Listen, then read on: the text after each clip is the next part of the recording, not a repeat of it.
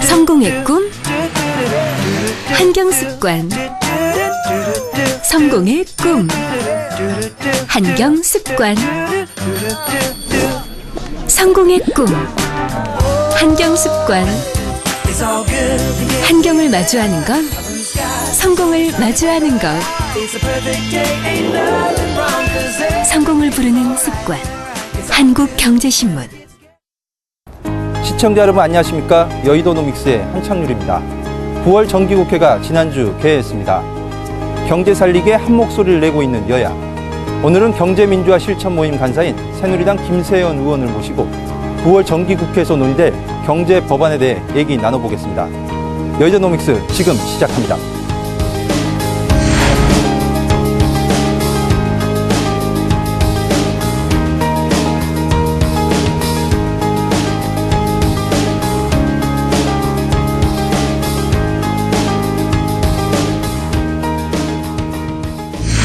네, 안녕하세요. 안녕하십니까. 예. 저희 친형 같으셔가지고 국회의원인지 몰라보고 있어요. 감사합니다. 되게 젊으시잖아요. 그러니까 어떻게 보면 이 여러 가지 수식어가 따라다니는 것 같아요. 정치인 김세연에 대해서는 새누리당 내 젊은 피다. 아니면 아버지의 가부르는 정치 신인은 아니죠. 지금 재선이니까. 그런데 정치인 김세연을 한마디로 표현하자면 어떻게 할 수 있을까요? 예, 제가 이렇게 한마디로 요약하는데 소질이 별로 없어서 마땅한 게 잘 떠오르지 않습니다만 제가 듣고 싶은 표현이 있다면은 정치인 같지 않은 정치인이라는 표현이 어떨까 하는 생각을 해봤습니다. 김세연 의원이 이제 언론에 계속 나오게 된 그거 보면은 이제 박근혜 정부 들어서 경제민주화가 화두가 됐고 이제 경제민주화 실천 모임 간사직을 지금 맡고 계시잖아요. 네. 이 경제민주화 실천 모임이라는 게 언제 어떻게 이렇게 구성이 돼서 만들어진 건가요? 지금의 새누리당이 한나라당에서 거듭 태어나는 과정에서 당의 정강 정책에도 상당한 손질을 가하고 또 작년에 있었던 총선 대선 과정에서 경제민주화가 가장 중요한 화두로 제시되었었습니다. 네. 근데 그 과정에서 19대 총선을 거치고 이제 이전에 당의 개혁적인 어떤 목소리를 계속 내왔었던 민본 21이 활동이 종료가 된 상태에서 뭔가 이 당의 건전한 어떤 정책 대안을 제시하는 그런 이 그룹이 있어야 되지 않겠나 하는 생각을 여러 의원님들과 공유하던 중에 몇 사람이 모여서 어떤 일을 하면 좋을까 하고 논의하던 차에 경제민주화에 대해서 그때까지는 다소 관념적인 논의가 주를 이루고 있었다면 실제로 대선을 앞두고 공약화해서 이것이 정책으로 구현될 수 있도록 구체적인 대안을 만드는 그런 노력이 필요하겠다 하는 생각에서 사실 모임 이름을 정할 때 이제 제가 제안을 했었고 그때 뜻을 같이 하시던 분들이 주로 운영위원으로 활동을 하면서 지금까지 활동 이어오고 있습니다. 이름을 지으셔가지고 간사직을 맡고 제가 제안을 드렸었고 네. 다 같이 결정을 했던 겁니다. 지금 그러면은 언제 어떻게 한 번씩 보시나요? 네, 지금도 매주 한 번씩 전체 회의를 열거나 아니면은 네. 그 전체 회의를 열기에는 아직 논의 과제가 숙성이 덜 되었을 경우에는 운영위원회를 열어서 좀 더 심도 있는 그런 토의를 하고 있습니다. 그 주제 같은 경우는 이렇게 뭐 각 의원들이 하나씩 가지고 와서 이렇게 발제를 하고 이렇게 논의를 하는 건가요? 아니면 어떤 그 당시에 어떤 이슈가 되는 부분에 대해서 좀 논의를 하게 되는 건가요? 저희가 지금 시즌 3에 들어왔다고 지금 정의를 하고 있는데요. 네. 시즌 1이 소위 재벌개혁, 이 네. 대선 앞두고 재벌개혁 이슈들에 대해서 다루었고 시즌 2 때는 좀 더 현장에 밀착한 그런 정책 대안들을 다루었었고 이제 시즌 3는 노동 이슈들과 함께 이 최근에 증세와 복지 문제 이 두 가지 큰 주제를 다루기로 하고 지금 이 준비를 하고 있는 중입니다. 이 증세는 이제 그 세법 개정하고 좀 논의가 같이 연결되는 부분 같고 복지는 이제 통상임금이랑 같이 연결되는 부분이라고 보면 되는 건가요? 예, 노동 쪽의 통상임금에서 비록 논의가 시작되었지만 네. 정규직 비정규직과의 관계 문제라든가 또 여러 가지 산재가 발생하는 경우 또 특수고용직의 관련된 이슈들을 비롯해서 사실 한 10가지 이상 주요한 이슈들이 나올 정도로 노동 문제가 크게 다루어져야 되는데 지금 전국에 여러 가지 이 변화가 그동안 또 많이 있어서 이 노동 한 가지를 다루기보다는 증세와 복지를 함께 최근에 세제 개편안과 관련해서 공약 후퇴냐 아니면 이 증세를 통해서 이 세수 기반을 확보하느냐 하는 여러 가지 논의가 있는데 아직 이 논의만 있고 어떤 가닥이 잡히지 않은 상황이라서 저희가 역할을 해보고자 합니다. 저 증세하고 복지라는 건 항상 같이 가야 되는 거죠. 복지만 이렇게 놀릴 수는 없는 거고. 그러니까 증세 없는 복지를 위해서 최대한 노력을 하되 그것이 이제 현실적으로 어디까지 가능할 것인지 그리고 공약을 했던 정책들을 어디까지 우리가 지킬 수 있을 것인지 이런 부분들을 검증을 해볼 필요가 있겠다는. 의원님 개인적인 생각으로는 증세 없는 복지가 현실 가능하다고 보시나요? 양자 모두 타협이 필요한 여지가 있다고 생각합니다. 네. 증세도 불가피한 영역이 분명히 있을 것이고 또 공약도 100% 그대로 실행하기에는 다소 무리가 따르는 부분이 있다면은 아무튼 뭐 미리 결론을 예측하기보다는 좀 논의를 깊게 해볼 필요가 있다고 생각합니다. 초선 때도 민본 20일 간사를 하셨잖아요. 네. 경실모 지금도 간사를 맡고 계신데 이게 모두 개혁적인 성향의 모임이잖아요. 어떻게 보면 새누리당 내에서 보면은 이 개인적인 성향하고 좀 맞아 떨어지시나요? 제가 워낙 보수적이기 때문에 네. 그런 수식어가 부담이 될 때가 있습니다만 네. 제 그냥 심정적으로는 민본 21의 간사를 제가 뭐 자원에서 맡았다기보다는 네. 1기, 2기 공동간사 체제가 1년씩 마무리되고 3기 간사를 선출하기로 한 날에 전혀 저는 모르던 상태로 갑작스럽게 제가 그냥 맡게 되었습니다. 그래서 시작을 했는데 뭐 어떤 일이든 일단 맡았을 때는 그 직분에 최선을 다하자는 생각으로 충실하게 이 논의 내용을 언론을 통해서 국민들께 전달을 하고 또 필요한 어떤 이 역할을 하는 게 소임이라고 생각해서 거기에 충실했던 것입니다. 그리고 마침 민본의 그 3기 간사 시절에 당시 한나라당 내에 많은 변화가 일어나면서 뭐 새로운 한나라라는 그 당시 전당대회를 앞두고 만들어진 그 모임이나 또 이후에 있었던 쇄신 모임이라고 활동을 했던 적도 있고 또 그 전신이 되었던 국회 바로 세우기 모임, 꼼수함 하지 않겠다고 약속을 했던 이제 그런 모임에서 그 민본이 실질적으로 이 기반이 되어서 외연이 더 확장돼서 움직이다 보니까 자연스럽게 제가 간사직을 당시에 제일 아래 연배였기 때문에 심부름한다는 생각으로 수행했을 뿐입니다. 이제 9월 정기국회가 이제 개회를 했습니다. 아직까지 뭐 일정 같은 건 참 논의가 안 되고 있는데 경제 관련 법안들이 상당히 많이 있잖아요. 6월 국회 통과되지도 못하고 뭐 그 전부터 있던 미뤄졌던 법안. 경실모에서 좀 관심 있게 보는 법안. 이 법안은 좀 통과가 돼야 된다. 아니면 이런 법안 같은 경우는 좀 이렇게 많이 좀 서포트를 해줘야겠다. 이런 법안이 있다면 어떤 게 있을까요? 일단 뭐 경실모가 경제민주화 정책들을 구현하기 위해서 만들어졌고 지난 6월 국회 때 행위 규제와 관련된 법들은 예를 들어서 뭐 일감 몰아주기라든지 프랜차이즈 분야에서 뭐 횡포를 방지한다든지 여러 가지 그 행위 규제에 관련된 법들은 상당 부분 그래도 진전이 있었다고 생각을 합니다. 다만 그 지배 구조에 대한 부분들이 거의 다루어지지 못하고 있었는데 최근에 그 법무부에서 제출한 상법 개정안의 경우에는 앞서 이미 제출된 바 있는 신규 순환 출자 금지와 함께 몇 가지 지배 구조에 대한 이 경실모 제한 법안들을 그 내용들을 담고 있기 때문에 이런 부분들이 정기회 기간 동안에 처리된다면은 일단 2013년 들어서 저희가 작년에 경제민주화의 어떤 법안의 통과를 위해서 제안을 했던 부분 중에서 완벽하다거나 만족할 만한 수준은 아니지만은 그래도 의미 있는 진전은 이룰 수 있겠다는 판단을 하고 거기에 최선을 다할 생각입니다. 법무부 상법 개정안 부분 좀 물어볼게요. 저게 지금 되게 논란이 많잖아요. 경쟁에는 이걸 막아야 된다는 거고. 그땐 새누리당 내나 어떻게 보면 저번에 지난달에 이제 박근혜 대통령 10대 그룹 총수하고 만났을 때도 좀 신중하게 검토를 하겠다 이런 발언이 있었고 최근에 의원님께서도 이렇게 뭐 여러 언론하고에 대해서도 이건 그냥 좀 통과가 돼야 된다 이런 식으로 좀 했는데 당내 좀 분위기가 좀 틀린 것 같아요. 상반된 분위기가 좀 있는 것 같습니다. 이게 법무부 상법 개정안 부분에서 가장 이제 핵심이 되는 게 감사위원 분리선출제도 의결권 3% 제한 이 부분하고 다중대표 소송제 뭐 이런 부분이 좀 있는 것 같아요. 의원님도 보시기에는 이건 좀 어떤 것 같아요? 경실모에서 꼭 통과돼야 된다고 생각하는 세 가지는 다중대표 소송제와 함께 집중투표제하고 네. 전자투표제를 의무화하는 이 세 가지는 꼭 통과가 돼야 된다고 생각을 하는데, 왜냐하면 대선 공약을 채택하는 과정에서 저희 경제민주화 실천 모임이 구체화했던 안들을 국민행복추진위원회 대선 공약기구죠.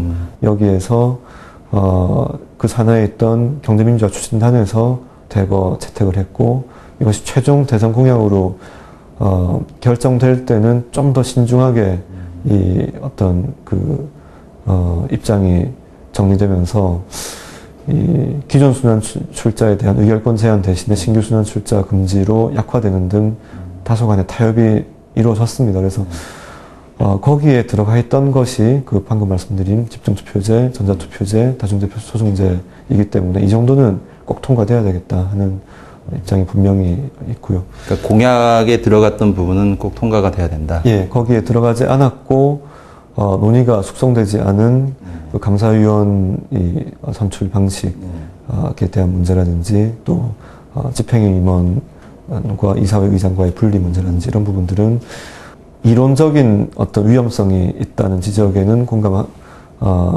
하지만 현실적으로는 가능성이 높지 않다 해도 일단은 그런 부분들은 좀 걸러줄 필요는 있다 하는 데는 공감하고 있습니다. 그 다중대표 소송제 같은 경우 이제 경제계에서 얘기하는 게 이제 모회사 1% 주주가 네. 자회사를 이제 소송을 걸 수 있는 부분이잖아요. 네. 그러면 이제 그 모회사 1% 주주 같은 보통 외국계 펀드나 네. 이런 곳에서 이 자회사의 그 경영 간섭을 좀 심화시킬 수 있다. 네. 이런 뭐 부작용이 많이 있다. 네. 근데 만약 법이 통과되면 이런 게 만약에 현실로 나타날 수 있지 않을까 싶은데. 일단은 항상 어떤 그 변화 전에는 이 어떤 가능성이든지 다 열려 있겠지만 실제로 아주 우려를 많이 했던 정책들도 막상 시행해 보면은 큰 문제가 없는 경우들도 많이 있었지 않습니까? 그래서 일단 시행해 보고 만약에 문제가 있다면은 그때 가서 보완을 하는 것도 뭐 충분히 가능하다고 생각을 합니다. 근데 지금 왜 이런 이 조치가 필요하다고 저희가 판단했느냐면은 워낙 그 아주 이 적은 지분을 가진 총수 일가에서 지나치게 이 그 권한을 남용하는 경우들이 비일비재했고 네. 또 그 성격상 상당히 용납이 어려운 그런 행위들이 많이 있었기 때문에 어떻게 보면은 그 현재 재계에서 이런 그 이론적인 가능성을 들어서 반발을 많이 하고 있지만 자신들이 자초한 측면이 크게 있다고 생각합니다. 그래서 지금 어떤 상법 개정안이 되든 다른 법률 개정을 통해서 이러한 이 지배구조상의 좀 변화된 제도를 시행하자고 하는 데 대해서 극력 반발할 것이 아니라 지금부터라도 좀 자제하는 이런 모습이 필요한 것이 아닌가. 그리고 이런 제도 변화에 대해서 우리 대한민국의 시장 경제가 좀 더 건전하게 많은 우리 국가 사회 공동체 구성원들이 우리 기업들을 사랑하고 존경할 수 있는 이런 분위기를 만들 수 있도록 좀 더 선도적으로 노력을 해야 되지 않겠나 이런 생각을 합니다. 일단은 대선 공약에 들어왔던 다중대표 소송제, 전자투표제, 집중투표제는 일단은 가야 된다는 네. 말씀이신 것 같은데, 그럼 이제 나머지 두 개가 있지 않습니까? 감사위원 분리선출 의결권 제한 부분하고 그다음에가 집행임원제 부분이 있죠. 이 부분은 조금 더 논의를 거쳐야 된다고 보시는 건가요? 네, 사실 그 기업의 이 지배구조, 의사결정 구조에 큰 영향을 미치게 되는데 여기 대해서는 뭐 학계에서 논의가 좀 있었는지는 몰라도 네. 적어도 국회 차원의 이 아주 심도 있는 논의를 거쳐서 어떤 의견이 수렴된 상태가 아님에도 불구하고 네. 이번에 개정안에 들어옴으로써 이 세계에서 우려하는 그런 어떤 리스크를 우리가 좀 더 심도 있게 점검해야 될 필요는 분명히 있다고 생각합니다.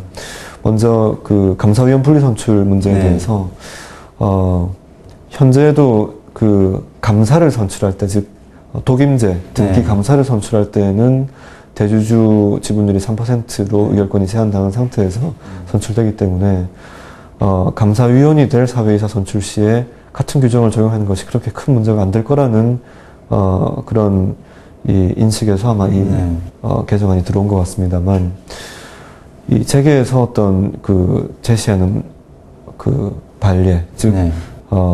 7명의 이사회, 7명이 이사회를 구성할 때 3명의 이사가 감사위원회를 구성하는 자산 2조 원 이상의 기업에서 이렇게 각각의 감사위원이 될 사회이사를 대주주 지분율 3%로 제한한 상태에서 1대주주만 지분이 제약당하고 2대주주 이하의 주요 주주들이 사회이사들을 실질적으로 선출을 한 상태에서 집중투표제로 가령 한 사람의 사회이사가 추가적으로 1대주주의 이해관계와는 관계없이 의사와 관계없이 2대주주 이하의 주요 주주들이 연합해서 선출할 경우에 4명의 사회이사가 그 이사회를 장악함으로써 경영권이 넘어갈 수 있다.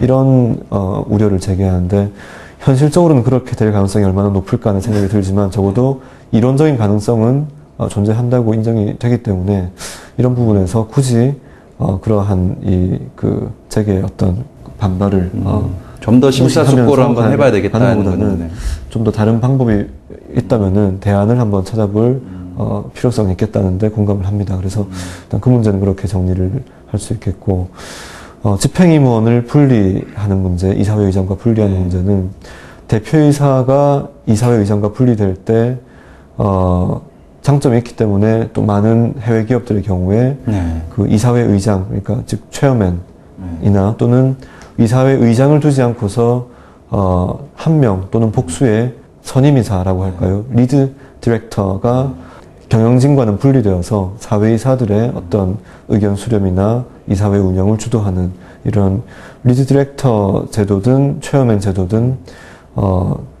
이 이사회 인적 구성에 따라서 이 운영이 많이 달라지게 됩니다. 그리고 그 집행임원들 중에서 이사회에 들어갈 수 있느냐 없느냐 하는 것도 가령 뭐 CFO라든지 또는 뭐 COO라든지 여러 집행임원 중에서도 특히 중요한 역할을 하는 임원들이 이사회에 들어올 수도 있고 안 들어올 수도 있고, 이사회 의장과 대표이사를 겸임하는 것이 예를 들어서 아주 경륜이 많고 또 객관성을 유지하면서 집행을 할 수 있는 이런 사람이 CEO를 하고 있다면 이사회 의장을 겸임하는 것이 바람직할 수도 있고요.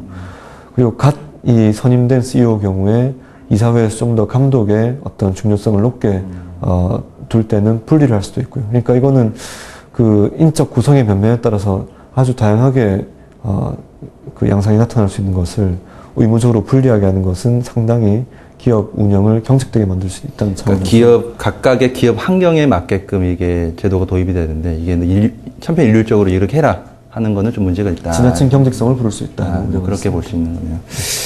박근혜 정부 출범한 지가 반년이 지났습니다. 이제 경제민주화 관련해서 이제 법안이 제대로 추진되고 있냐 없냐 이걸 좀 평가를 한번 해봐야 될 것 같은데 그 6월 국회에서는 이제 경제민주화 관련해서 속도 조절론도 얘기 나왔었고 이제 최근에도 뭐 몇몇 발언을 보면은 이제 뭐 거의 다 됐다 뭐 이런 식의 발언이 나오고 있잖아요. 보시기에는 좀 어떻게 보시나요? 경제민주화 지금 이게 뭐 어느 선까지 되면 경제민주화가 됐고 어디까지가 안 되면은 안 된 거다 뭐 이렇게 단정적으로 어떤 이분법적으로 보기는 좀 어려운 문제인 것 같습니다. 이게 뭐 단기간에 아주 어떤 완성도가 높은 이 강도 높은 그런 방안들이 다 채택되기에는 이 경제 현상이라는 건 계속적으로 우리 국민들의 삶에 많은 영향을 미치면서 움직이고 있기 때문에 아무튼 최대한 그 단계에서 할 수 있는 데까지 노력하고, 만약에 미흡한 부분이 있다면은 또 한 시기에 모든 과제들을 처리를 다 못한다면은 어떤 그 다음에 기회들이 또 올 겁니다. 그럼 그때는 더 진전된 안을 처리할 수 있도록 지금부터 또 역량을 비축을 하는 게 필요하다고 생각합니다. 당내에서는 좀 어때요? 분위기가 좀 갈라지나요? 어떻게 보면 경제민주화를 바라보는 관점들이 의원들 사이에서 좀. 뭐 대체로 저희 당 내에서는 그 경제민주화와 경제 활성화 중에서 후자 쪽에 좀 더 강조를 하는 분위기가 많은 것은 사실입니다만, 그렇다고 한쪽의 목소리만 있는 것은 아니기 때문에 조화를 잘 이룰 수 있도록 노력하겠습니다. 당내 얘기 한번 들어보겠습니다. 지난 5월에 사무부총장 되면서 이제 지방선거를 이제 바라보는 게 남다를 것 같아요. 어떻게 좀 임하고 계시나요? 네, 뭐 사무부총장 직무가 이렇게 단독으로 어떤 이 업무를 처리하는 것이 아니라 사무처의 업무들이 원활하게 운영될 수 있도록 하면서 총장님 보좌해서 또 특히 중요한 내년 지방선거에 어떤 기획이랄까 준비를 철저하게 하는 게 역할이기 때문에 지금 뭐 이렇게 아주 공개적으로 다 드러내기는 어렵지만은 그래도 지금부터 조금씩 준비는 해가고 있는 그런 상황이 있습니다. 많이 좀 됐나 보네요, 준비가.